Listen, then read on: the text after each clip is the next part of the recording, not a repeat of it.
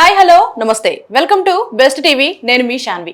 Season 19 లో భాగంగా match 23 ఈ రోజు royal Challengers Bengaluru versus Lucknow super Giants మధ్య మ్యాచ్ జరగబోతుంది. అది కూడా ఎం చిన్నస్వామి స్టేడియంలో. అయితే ఈ మ్యాచ్ ఎలా జరగబోతుంది, ఎవరు విన్ అయ్యే ఛాన్సెస్ ఎక్కువ ఉంది అనేది తెలుసుకుందాం. మనతో పాటు క్రికెట్ అనలిస్ట్ విజయ్ గారు ఉన్నారు, మాట్లాడదాం. హాయ్ విజయ్ గారు. Hi hi. ఓకే, ఈ రోజు మనకి royal Challengers Bengaluru versus Lucknow super Giants మధ్య మ్యాచ్ జరగబోతుంది. సో ఎవరు ఎక్కువగా విన్ అయ్యే ఛాన్సెస్ ఉంది? అఫ్ కోర్స్ మీరు రాయల్ ఛాలెంజర్స్ అంటారు, కాకపోతే జెన్యూన్ చెప్పండి ఎవరు విన్ అవుతారంటారని. యాక్చువల్గా ఇది మనకి బెంగళూరు స్టేడియం చాలా చిన్న స్టేడియం, పరుగులు వరద పారుతుంది ఎప్పుడైనా కానీ. Batting friendly wicket. ఇప్పుడు రెండు టీంల్లో కూడా మంచి బ్యాటింగ్ లైనప్స్ ఉన్నాయి. అంటే ఎల్ఎస్జి కొంచెం మొన్న క్లిక్ అవ్వలేదులే కానీ బ్యాటింగ్ పరంగా వాళ్ళు కూడా బ్యాటింగ్ హెవీ టీమే.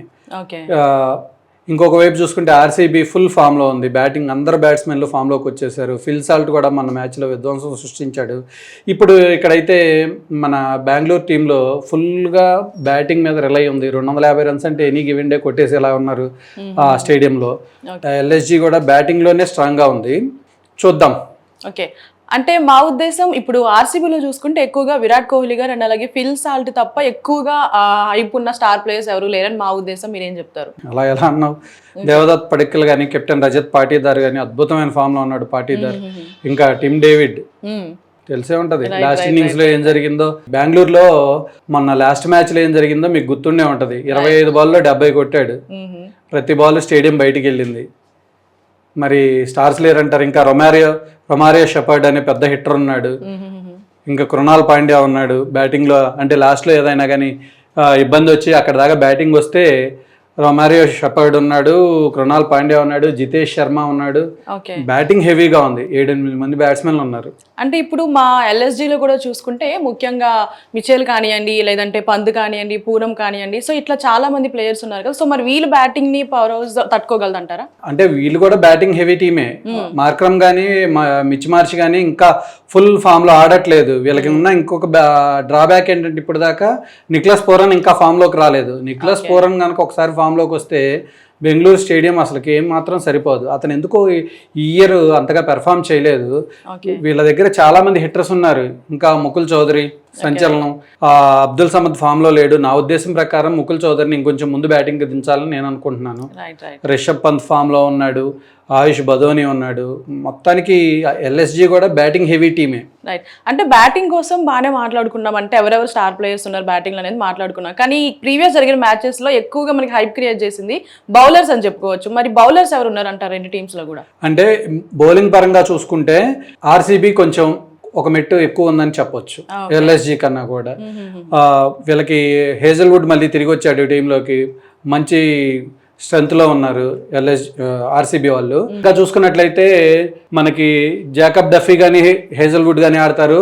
భువనేశ్వర్ కుమార్ ఉన్నాడు. ఇంకా మనకి కృణాల్ పాండ్యా, రసిక్ సలాం అని ఇప్పుడు కొత్తగా అంటే లాస్ట్ మ్యాచ్లో మళ్ళీ తీసుకున్నారు. అంటే చాలా టాలెంటెడ్ బౌలర్ రసిక్ సలాం దారు. చాలా టాలెంటెడ్ బౌలర్. మంచి స్లో బాల్స్, మంచి మిక్సప్ తోటి వేస్తూ ఉంటాడు. మొన్న కాలు పట్టేసింది. మరి ఈ టీంకి ఈరోజు మ్యాచ్కి అతని సిచ్యువేషన్ అవైలబిలిటీ ఏంటో తెలియదు కానీ మొన్న లాస్ట్ అంటే థర్డ్ ఓవర్ బౌలింగ్ చేసేటప్పుడు అతను ప్రతి బాల్కి కాలు పట్టుకొని కూర్చున్నాడు. మరి అతను తిరిగి వస్తే అతని ప్లేస్ గ్యారంటీ. ఇంకా మన కృణాల్ పాండ్యా ఉన్నాడు. స్లో యాక్షన్ తోటి అద్భుతమైన బౌన్సర్లు వేస్తున్నాడు. 120 స్పీడ్ వేస్తున్నాడు. అతన్ని తట్టుకోవటం ఎలా అనేది చూడాలి. ఓకే, అంటే ఇప్పుడు కెప్టెన్సీ పరంగా చూసుకుంటే ఒకవైపు పంత్ కెప్టెన్సీ, ఇంకో పక్క పాటీదార్ కెప్టెన్సీ అని చెప్పొచ్చు. సో ఇద్దరు ఎలా హ్యాండిల్ చేయగలరంటారు? అంటే రజత్ పాటీదార్కి మంచి టీం సెట్ అయిపోయింది ఆల్రెడీ. బ్యాటింగ్ పరంగా కానీ బౌలింగ్ పరంగా కానీ మొత్తం ప్లేయర్స్ ఫామ్లో ఉన్నారు. లాస్ట్ ఇయర్ ఎక్కడైతే వాళ్ళు ఆపేశారో విన్నర్స్ గా అక్కడి నుంచే కంటిన్యూ చేస్తున్నారు. మొన్న ఆర్ఆర్ మ్యాచ్ లోనే కొంచెం వాళ్ళు ఫేస్ చేయలేకపోయారు కానీ వైభవ్ సూర్యవంశీని కంట్రోల్ చేయలేకపోయారు కానీ మిగతా అన్ని మ్యాచ్ల్లో వాళ్ళు ఛాంపియన్ టీం లాగే ఆడుతున్నారు. కాబట్టి రజత్ పాటీదార్కి కెప్టెన్ గా ఎలాంటి ఇబ్బందులు లేవు. ఇంకోటి ఏంటంటే అతని ఫామ్ చాలా బాగుంది. అతను అద్భుతమైన బ్యాటింగ్ టచ్ లో ఉన్నాడు. ఏ బాల్ అయినా కానీ స్టేడియం బయటికి పంపిస్తున్నాడు. మొన్న చూస్తే మ్యాచ్లో 11 బాల్లో 44 మీద ఉన్నాడు. యువరాజ్ సింగ్ రికార్డు మ్యాచ్ చేస్తాడేమో అనుకునే పరిస్థితుల్లో ఉన్నాడు. ఎందుకంటే 12వ బాల్ 6 కొట్టినట్లయితే 12 బాల్ 50 కొట్టేవాడు. ఒకప్పుడు యువరాజ్ సింగ్ ఇంగ్లాండ్ మీద పెట్టినటువంటి రికార్డు ఈక్వల్ అయ్యేది. అంత మంచి ఫామ్లో ఉన్నాడు రజత్ పాటీదార్. ఆపోజిట్ సైడ్ చూసుకుంటే రిషబ్ పంత్ 2 మ్యాచ్ల్లో క్లోజ్ ఫినిష్లు జరిగినాయి, ఆ రెండు గెలిచారు వీళ్ళు. మిగతా 2 మ్యాచ్లు ఈజీగా ఓడిపోయారు. రిషబ్ పంత్ని బాగా బాధ పెడుతున్నటువంటి విషయం, ఫినిషర్స్ ఫామ్లోకి రాలేదు. నికోలస్ పూరన్ ఫామ్లోకి రాలేదు, అది అతన్ని బాగా ఇబ్బంది పెడుతుంది. ముకుల్ చౌదరి కూడా బాగానే ఆడుతున్నాడు. అబ్దుల్ సమద్ ఫామ్లో లేడు. అబ్దుల్ సమద్ కన్నా ముందే ముకుల్ చౌదరిని బ్యాటింగ్లోకి తెచ్చుకోవాలని నేను అనుకుంటున్నాను. బౌలింగ్లోకి వచ్చేసరికి మహమ్మద్ షామీ కానీ అవేష్ ఖాన్ కానీ మంచి ఫామ్లో ఉన్నారు. స్పిన్నర్స్ వేరేజ్ జార్జ్ లిండే కానీ వీళ్ళు పెర్ఫామ్ చేయట్లేదు. జార్జ్ లిండేని మొన్న తీసుకున్నారు, అతను ఎస్ఐ T20లో బాగా పెర్ఫామ్ చేశాడు. మొన్న చాలా సాధారణమైనటువంటి బౌలింగ్ వేశాడు. Out side the off stump బయటికి వేస్తున్నాడు. జీటీ బ్యాట్స్మెన్లు అందరూ అతని నుంచి ఈజీగా రన్స్ తీసుకున్నారు.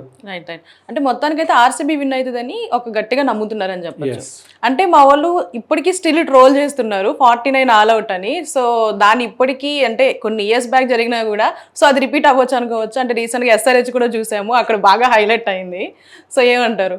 అంటే 49 ఆల్అవుట్ అనేది ఎప్పుడో చరిత్ర. మనం ఇండియా ఆస్ట్రేలియా మీద 36 ఆల్అవుట్ అయ్యాం. నెక్స్ట్ మ్యాచ్లోనే మనం గెలిచాం. ఏది నెట్ బౌలర్స్గా వెళ్ళిన నటరాజన్ కానీ వాషింగ్టన్ సుందర్ని కానీ పెట్టుకొని గెలిచేసాం.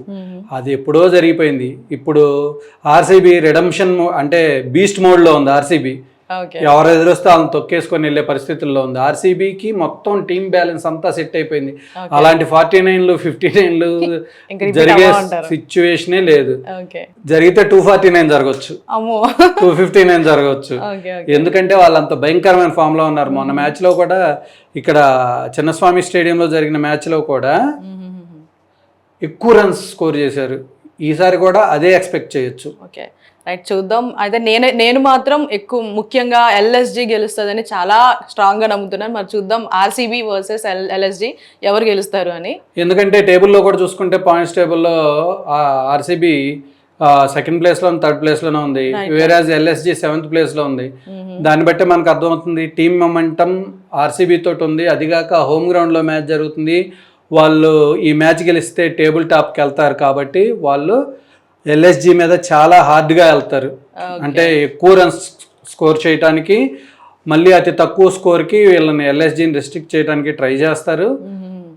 నాకు తెలిసి అయితే 70% ఆర్సీబీకి ఉంది, 30% ఛాన్సెస్ LSGకి ఉన్నాయి. LSG ఎప్పుడు గెలవగలదంటే నికోలస్ పూరన్ ముకుల్ చౌదరి అద్భుతంగా రాణించి ఎక్కువ స్కోర్లు కొడితే, ఫినిషింగ్ బాగుంటే వాళ్ళు గెలిచే ఛాన్సెస్ ఉన్నాయి.